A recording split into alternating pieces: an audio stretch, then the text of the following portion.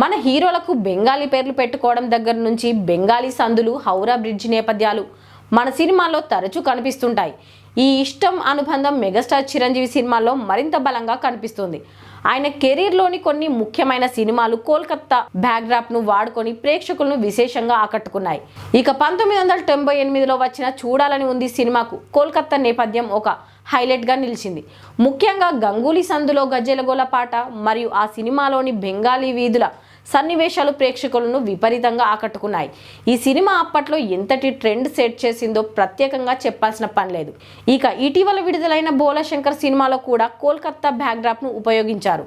అయితే ఆ సినిమా ప్రేక్షకులను పెద్దగా ఆకట్టుకోలేకపోయింది. ఈ చేదు జ్ఞాపకం మిగిలిపోవడంతో మళ్ళీ కోల్కతా బ్యాక్డ్రాప్లో ఒక మంచి హిట్ ఇవ్వాలని చిరంజీవి భావిస్తున్నట్లు తెలుస్తోంది. బాబీ మాస్ పల్స్ తెలిసిన దర్శకుడు కావడంతో ఈ కొత్త సబ్జెక్టును కూడా ఆయన సమర్థవంతంగా డీల్ చేయగలడని చిరంజీవి బలంగా నమ్ముతున్నారు. ఈ కొత్త ప్రాజెక్టు కూడా పూర్తిగా కోల్కతా బ్యాక్డ్రాప్లోనే సాగనున్నట్లు సమాచారం. మెగాస్టార్ చిరంజీవి మరియు కోల్కతా సెంటిమెంట్ మళ్ళీ రిపీట్ అవుతుందని ఫ్యాన్స్ ఆశిస్తున్నారు. బాబీ దర్శకత్వంలో కోల్కతా వీధుల్లో మెగాస్టార్ కనిపించబోయే ఈ సినిమా ప్రేక్షకులకు మరోసారి పూనకాలు తెప్పించడం ఖాయమని ఇండస్ట్రీ వర్గాలు ధీమా వ్యక్తం చేస్తున్నాయి.